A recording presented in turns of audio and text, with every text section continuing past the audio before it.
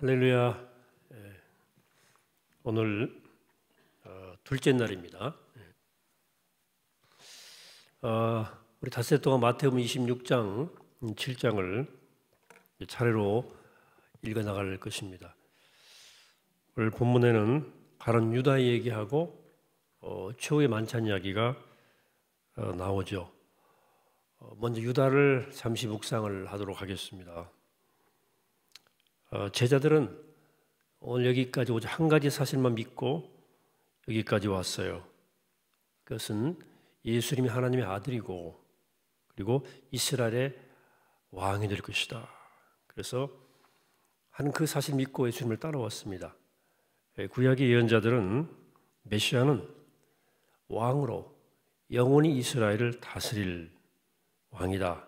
이렇게 약속했기 때문에 이렇게 믿고 예수님을 따랐죠.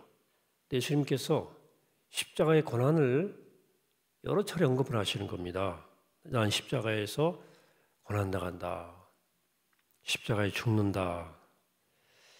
이게 한 번만 그렇게 말씀하셨더라면 예수님 너무 힘드신가 보다 이렇게 생각할 법도 한데 3번 이상 반복적으로 말씀하시니까 이게 더 이상 푸념은 아니신 거예요.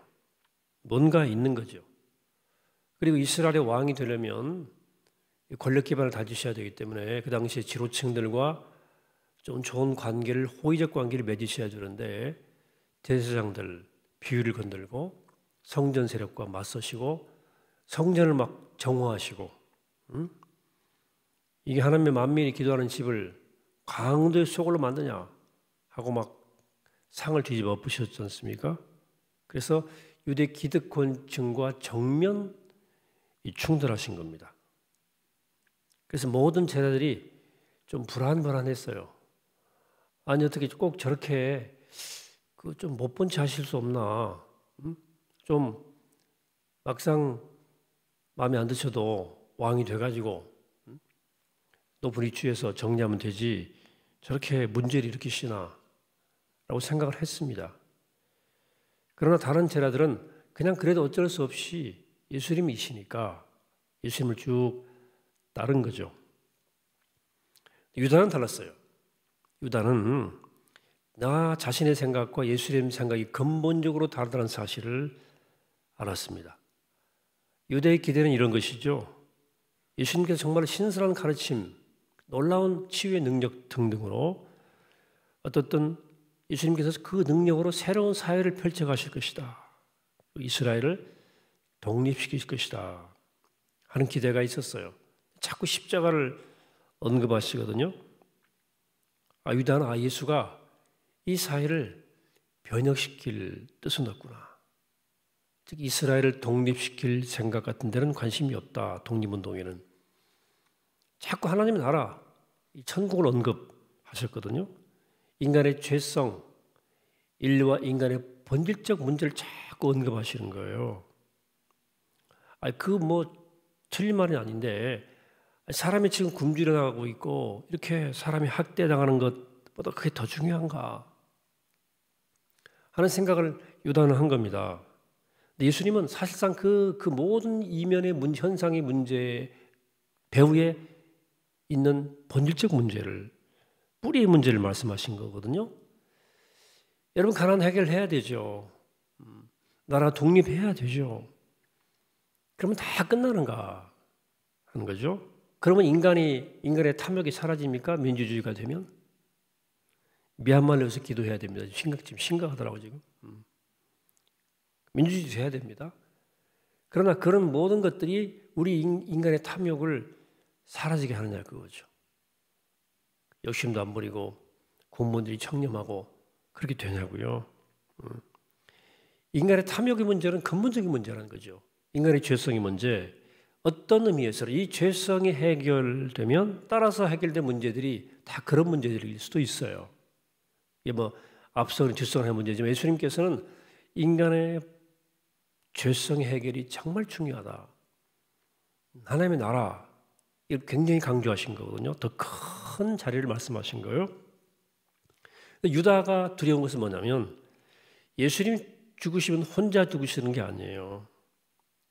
쟤들도 예수를 따르던 인간들도 다 같이 체포되게 돼 있지 않습니까? 자기도 잡혀갈 것 같아요. 자기는 십자가는 못 감당할 것 같아요. 저런 십자가는 완전히 개죽음이야, 자기 생각에는. 그래서 나라도 살아야 되겠다 하는 생각으로 대제사장을 찾아가서 팔기로 약속한 겁니다. 여기서 할 수 있는 것은 뭐냐면 유다는 자신이 모르는 것에 대해서 너무 생각이 많습니다. 유다는 똑똑한 사람이고 머리 회전이 막 팍팍팍팍 돌아가는 사람이에요. 앞으로 막 생각이 많은 사람이에요. 여러분 다른 제자들도 불안했습니다. 불안했어요. 근데 그들이 그냥 있었던 이유는 예수님에 대한 신뢰 때문이었습니다. 앞으로 불확실하죠. 불안불안하죠. 그러나 예수님을 믿었어요. 그러나 유다는 믿는 것이 아니고 이해하려고 그랬습니다. 이해하려고. 도대체 예수님을 이해할 수가 없는 거예요. 생각을 많이 한 겁니다. 생각이 꼬리에 꼬리를 물은 거예요. 아이 가만히 있다가는 나도 죽게 생겼네. 얘라 나 혼자라도 살자. 실망스럽다. 팔기로 한 거예요. 14절. 그때 12 중에 하나인 가룟 유다라 하는 자가 대제사장들에 가서 말하되 내가 예수를 너에게 넘겨주리니 얼마나 주려냐 하니 그들이 은 30을 달아주거늘 그가 그때부터 예수를 넘겨줄 기회를 찾더라 했어요. 자, 우리는 모르는 미래에 대해서 너무 생각이 많으면, 생각이 복잡하면 그 복잡한 마음과 생각이 사탄이 들어옵니다. 그래 엉뚱한 생각으로 결론 짓게 돼 있어요. 우리 미래가 불안하지 않습니까? 지금 코로나 상황이죠. 예측 불가능합니다. 뭐 전쟁의 위협도 있을 수도 있죠. 뭐 경제 불안하죠. 그럴 때는 하나님이 나는 절대 버리시지 않아. 이렇게 딱 믿어야 돼요. 우리 미래 누가 알겠습니까? 우리 미래 알 수 없습니다. 그냥 다 예측일 뿐이에요. 코로나19 이후의 세상에 대해서. 근데 하나님을 끝까지 의지하는 자는 절대 수치를 당하지 않는다. 믿어야 됩니다. 그냥 단순히 믿어야 돼요. 에스더는 유대인이 다 죽게 되었을 때 모르드게의 조언을 받고 아수르의 왕에게 너 가서 네가 얘기해야 되겠다. 그러니까 네가 호소해달라. 알았습니다. 저를 위해 기도해 주세요. 그리고 뭐라고 나갑니까? 죽으면 죽으리다. 하고 나가잖아요. 인생의 위기 때, 여러분 어려울 때 머리 굴리지 마세요. 제발. 머리 굴리지 말라고. 여러분 생각이 많으면 결국은 부정적으로 결론 나게 되어 있습니다. 제 말 꼭 기억하세요. 생각이 복잡하면 결론은 뻔해요. 의심이고 회의고 부정적인 결론이 나오는 거예요. 이 불안과 복잡함을 이겨내야 됩니다. 이걸 못 이긴 사람이 유다예요. 상황이 복잡하잖아. 생각이 많아졌어요. 이걸 이겨내야 됩니다. 하나님은 우리를 절대로 망하게 하지 않습니다. 그러니까 복잡함과 불안함을 이겨내시기를 축복합니다. 그러니까 절대로 인생이 어렵고 꼬일 때는 절대 복잡하게 생각하지 말고 단순하게 믿어라. 유다는 이게 안 되는 사람이에요. 단순한 믿음이 필요할 때, 지금은 단순한 믿음이 필요할 때입니다. 이 복잡한 상황에서는. 하나님 여러분 떠나지 않습니다. 여러분과 함께 하신 줄 믿으시기를 축복합니다. 예수님은 제자들과 저녁 식사를 하셨어요. 저녁 식사 뭐 당연한 거죠. 또 6월절 전날이니까 반이니까 뭐 당연히 식사하셨겠죠. 그러나 예수님의 이 식사는 그냥 식사가 아니고 어떤 의식을 행하신 것입니다. 어떤 사람이 큰 회사 하고를 인수받을 때는 큰 건물을 살 때 어떤 의식을 행하지요? 시세를 확인하고 계약을 맺죠. 돈 낼 일자도 약속하고 계약서 써야죠. 건물 인수할 때 그렇게 할 때 바로 사지 않고 계약서를 쓰지 않습니까? 그래서 도장 찍고 계약이죠. 그날 되면 그 건물이 나한테 돌아오고 내가 그 건물을 차지하는 거죠. 예수님의 이 만찬도 십자가를 앞에 둔 계약식의 성격이 여기 들어있어요. 먼저 떡을 가지고 계약을 체결하십니다. 26절에 그들이 먹을 때 예수께서 떡을 가지사 축복하시고 떼어 제자들에게 주시며 이르시되 받아서 먹으라 이것은 내 몸이니라 하시고, 예수님이 주는 떡은 예수님의 몸이시래요. 나중에 이게 성찬 논쟁에서 이게 막 논쟁이 되는 말씀인데요. 이게 예수님이 그 성찬이 진짜 몸이냐 아니냐? 이때는 그 의미가 아니고요. 제자들은 그 떡이 주실 주님의 몸인지를 모르죠. 알 수가 없죠. 제자들은 그 떡을 먹으므로 예수님의 몸과 하나가 되는 거예요. 내 몸이니까 먹어라. 하나가 되는 거죠. 즉 예수는 제자들과 하나가 되셨어요. 그 의식을 통해서 약속입니다. 그 몸으로, 제자와 하나가 된 그 몸으로 십자가에 달리신 거예요. 우리가 영원한 생명을 위해서, 구원을 위해서 중요한 것은 예수님의 몸과 하나가 되는 거예요. 말씀과 믿음을 통해서 예수와 하나가 되어야 되는 겁니다. 여러분, 예수님의 구경꾼이 되면 절대 안 됩니다. 신앙에서 제3지대는 없습니다. 예수의 수치가 내 수치가 돼야 되고, 예수의 고난이 내 고난이 돼야 돼요. 고통이 돼야 돼요. 예수의 죽음이 내 죽음이 돼야 됩니다. 이 고난 주간에 그런 거 하는 주간이에요. 그리고 난 후에 계약서에 도장을 딱 찍어요. 27절. 또 잔을 가지사 감사기도 하시고 그들에게 주시며 이르시되 너희가 다 이것을 마시라. 이것은 죄사함을 얻게 하려고 많은 사람을 위하여 흘리는 바 나의 피 곧 언약의 피니라. 예수님이 제자들에게 다 받아 마셔라 이렇게 하신 거거든요. 피를 가지고 이건 계약서에 도장을 찍는 것입니다. 예수 십자가의 계약서에 피로 도장을 찍는, 누구도 이제는 도장 딱 찍으면 물릴 수가 없어요. 취소 불가능. 내 피가 수많은 사람의 죄사함을 위해서 흘리는 언약의 피다. 이유는 누구도 이 계약을 취소를 못한다는 거예요. 피로 도장을 딱 찍은 거예요. 그래, 누구든지 예수 믿는 자의 죄 용서 취소할 수 없습니다. 왜? 떡으로 예수 하나가 되었고 피로 도장을 땅 찍은 거예요. 이스라엘이 이때부터 이로부터 1300년에 출애굽 사건이 있거든요. 그때 출애굽할 때 무슨 일이 있었습니까? 출애굽할 결정적인 사건이 양의 피를 문설주에 바른 사람들은 어린 양의 피 때문에 패스오버, 재앙이 지나가죠. 예. 그 대신에 애굽의 장자는 죽습니다. 다 죽습니다. 이스라엘은 그 어린 양을 죽이는 의식을 1300년 동안 계속했어요. 그러고도 정작 어린 양의 정체를 모른 거예요. 이걸 가장 먼저 깨달은 분이 세례 요한입니다. 예수님이 딱 보고는 저 세상죄를 지고 가는 하나님의 어린 양을 보라 이렇게 얘기하지 않습니까? 세례 요한이. 오늘 우리를 살리는 것은 하나님의 이 어린 양의 피예요. 그 무엇도 우리를 해할 수 없습니다. 애굽의 군대 바로도 어쩔 수 없었어요. 어떻게 해볼 수 없이 다 그냥 지나간 겁니다. 해할 수 없었습니다. 어떤 강한 힘이, 어떤 사탄의 세력이, 어떤 과학 문명도, 어떤 핵무기 같은 어떤 것도 우리를 어떻게 할 수가 없습니다. 어떻게 할 수가 없어요. 예수님의 제자들과 중요한 약속이 담긴 이 의식을 행하신 다음에 이게 이제 계약식이라고 그랬죠. 계약서 쓰고 도장 찍는 거예요.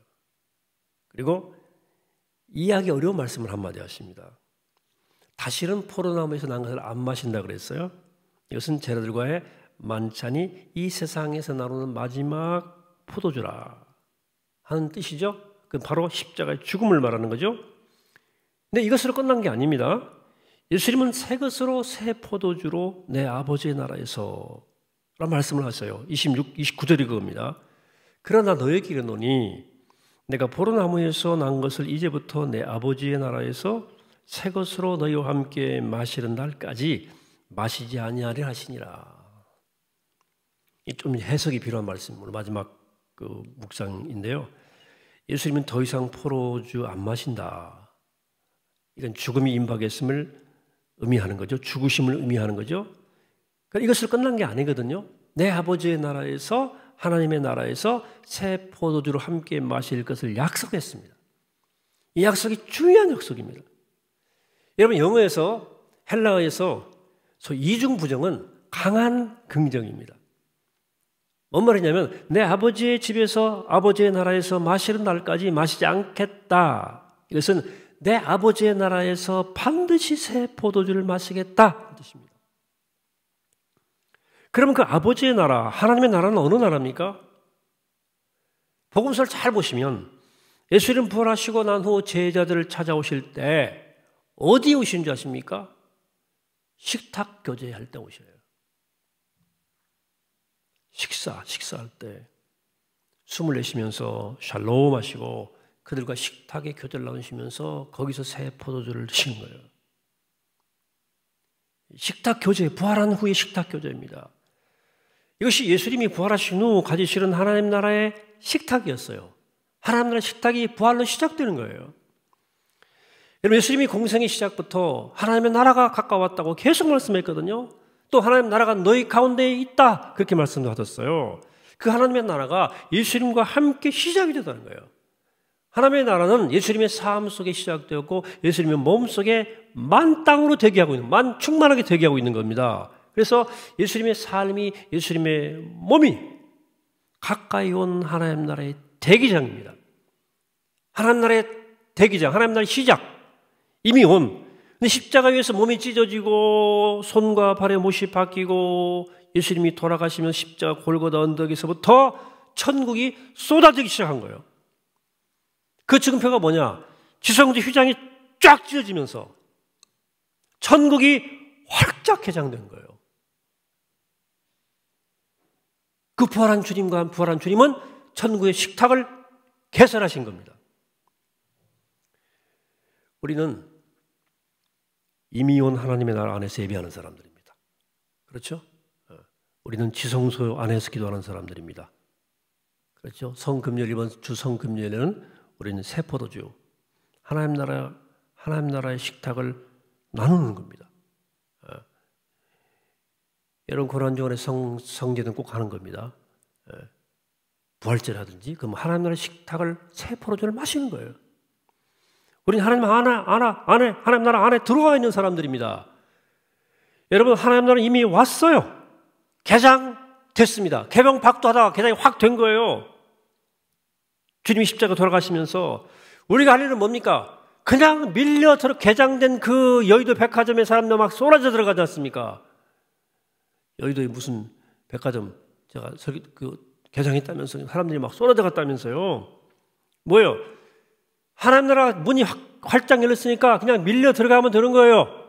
뭐 눈치 볼 것도 없고 인정 하나 볼 것도 없고 천국은 침노하는 자의 것이라고 그랬잖아요. 예수님 안에 이제 모든 게 다 있다는 거예요.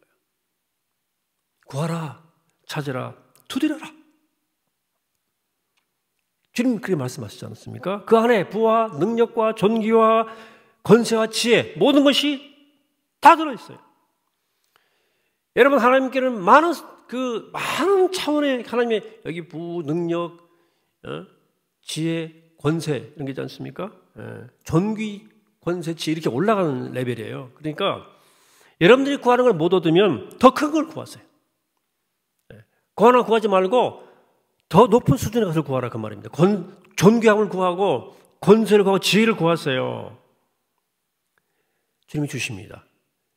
여러분, 십자가 은혜를 아는 사람은 살아서 하나님의 나라를 누리는 사람들이에요. 여러분, 하나님 나라를 누리시기를 축복합니다. 이미 천국이 왔다.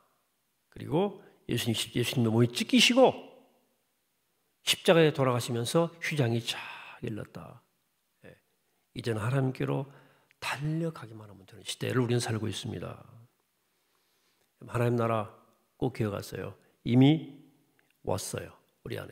그러나 아직은 완성된 게 아닙니다. 여러분, 다시 우리가 함께 모두 부활할 때까지 우린 그 도상을 살아가는 건데 이미 온 하나님 나라를 누리고 또 아직 완성된 하나님 나라를 사모하면서 열심히 주의 나라를 전파하고 주 영광을 위해 살아가시는 복된 여러분 되시기를 이 시간 주의 이름으로 간절히 축원합니다. 기도하겠습니다. 걸어가시고 자비로우신 아버지 하나님, 오늘 주님의 귀한 말씀을 듣습니다. 유다처럼 어려울 때 생각 복잡하지 않게 도와주시고 단순한 믿음으로 위기를 넘어서고 단순한 신뢰로 승리케 하여 주시옵소서. 주님의 새로운 언약의 피, 이 언약실을 기억하며 예수의 몸과 하나 되어 십자가 도장 찍은 이 구원의 삶을 놓치지 않게 하시고 주님과 함께 하나님의 나라 아버지의 품에서 새로운 포도주를 마시며 영광을 맛보고 누리며 믿음으로 생명의 이 땅을 살아가는 영광스러운 주의 자녀로 삼으시고 축복하여 주시옵소서. 이미 온 하나님의 나라, 십자가의 사랑으로 이미 열린 하나님의 천국의 문을 마음껏 드나들면서 하늘의 축복을, 이미 온 그 나라의 축복을 누릴 수 있도록 우리와 함께 하시고 도우시고 기름 부어주시고 축복하여 주옵소서. 감사드리옵고 예수 그리스도 이름으로 기도하옵나이다. 아멘.